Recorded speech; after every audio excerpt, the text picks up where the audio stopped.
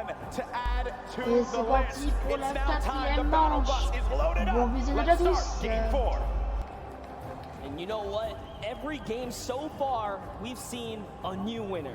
I love that. Same thing with the Pro-Am. There was always some new duo showing that, hey, we've been playing this game. We're ready to take a victory. Everyone here has the potential to come out on top, and you see it unfold in those final moments. Throughout the weekend, we've been doing interviews, meeting with fans, and talking to people, and a lot of folks have asked, who do you think is going to win? And I know it sounds like a cop-out answer, but I'll be very real with you all. I have no freaking idea because it truly is up. It's up in the air. This is a battle royale game. At any point in time, you can have Mackwood and Calculator just having the game of their lives in Game 3, and now look, boom, they're going to be sitting in the top 10.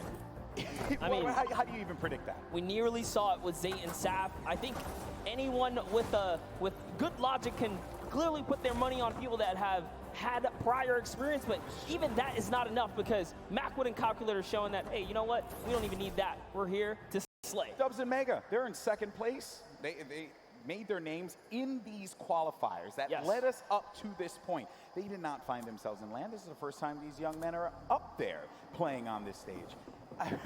When I was their age, I couldn't even believe that I would be capable of doing something like that. And they're doing it, and they're doing it with style. And then to make matters worse for everyone else in the server, they've been so consistent, deadly through and through. Yeah, that's right. And they're in second place, no victory royale. So just showing that if you step to their box, you're gonna get hurt. We saw Mega with a masterful, and I mean beautiful performance under storm surge pressure. He didn't even blink an eye, still fighting other players, fighting his way out of that desperate situation. Volks and Parpy, let's just hop into this duo right here. We'll talk about him a little bit. They are known for sticking to the hip in PvP. Earlier today, we saw Volks get traded out, but it wasn't just like an easy trade. They were actually winning the engagement up until that point, just showing that they have the skill. And that's the OCE region, right? One of the most feared regions here at the qualifiers because of the fact that you just had to get a ton of elims. You had to be #1 in the region. When talking to players, I would ask them, what are you looking to avoid? And every time, if it was, you know, the NAU players, they would say, I'm just trying to avoid OCE or Brazil. I don't want to have to deal with that. Because they play the hyper aggro style, and they just don't care who you are. They're going to go for the fight. I mean, you saw Scarlet and Bell in that first game. I truly thought they were going to take the whole thing. It was so close. Even Sinnoh in the Pro-Am yesterday, another top player finished second. Region, finished second. And he was just, I know it's a Pro-Am, obviously a different competition there, but he was just going into boxes. He didn't care, not a care in the world for them. Now Volks and Parpy do find a player above here, right by the jet stream. And he hit him once for whites already, so that means there is no shield on that player. You can have up to 100 effective shield. That player's dangerously weak, and folks just keeping an eye on him. He doesn't know if he's slipped out already, and says, you know what, I'm gonna go back to my teammate. It's a little too risky getting split up here. Yeah, play for the mid to late game in this situation now, but 7SSK is gonna be dealing once again with Spades and Crimson. It seems like just a constant for them. They cannot seem to win out on this fight. Crimson's going to be down though, so the advantage could be going in the favor of Jamside and 7SSK. Spades going to have the high ground, now having to deal with a 1v2. Does he have what it takes to pull this one off? He doesn't own that wall. He has no more builds to work with as well. They're going to push out, and Spades couldn't deal with it, and that's going to be the win there for those two. You would think for Jamside and SSK, like, hey, you know, we've been landing here, haven't been successful. Do you mix it up? They say, nah, I'm going to stick to my guns here because everyone's a winner regardless. The VP boys coming out on top. Week 6 qualifiers for them. And they just need that game, that one game. So many of these players get that one game that catapults them into the top 10.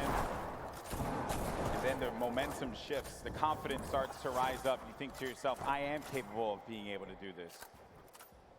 Mongrel looking for it right here. Love this dual perspective right now. Mongrel's actually looking for a side angle. He's going for the offense, pushing out. Is he tracking this player down? It's really hard to tell. They're getting into, really just going deeper into Neo Tilted. If you hang on the outskirts or by the slips, you're at huge risk for getting dived onto. It looks like they say, you know what, we're just going to continue to push on through. Those guys dive off, and those markers are actually the trackers. They say, hey, you're going this way. Mongrel still wants a piece of this. keeping up with where players are moving in the crowded Neo Tilted, a new area that was introduced just a little while ago. Some players made Tilted Towers their home. This was a drop spot for so many, the likes of Nick Merckx, Aiden, right? But ever since it changed, you started to see players second guess whether or not they wanted to go to the new Tilted. Talking to Aiden earlier, actually when we went out to go get pizza and stuff, he had mentioned like Tilted's just a whole different beast now. You know, just not something that he really would want to deal with. That's why you don't really see him going that way anymore. Yeah, it's just a different lay of the land. As things start to shift, different comforts kind of tend to evolve and whatnot here. But we have Twiz in cover H looking for a push down right now, and they have the positioning, they have the high ground, and it's just a matter of, do we want to dive down? They don't want to give up their angle. They know this duo below them have a flint knock. Flint knock can do so much damage if you peek the wrong way. Minimal's going to hit you for about 80. This duo from New Zealand, we had a chance to talk to them for that piece, and great to see that friendship, the communication that they'll have with one another, something that a lot of these duos that came together for the Fortnite World Cup duos portion of the finals don't really have. They don't have that cohesion, that chemistry that these two will have, right? That Saf and Zayt would have as well. Crazy to think there's 89 players in the lobby and 48 duos, so a lot of disengages, a lot of solos out there right now.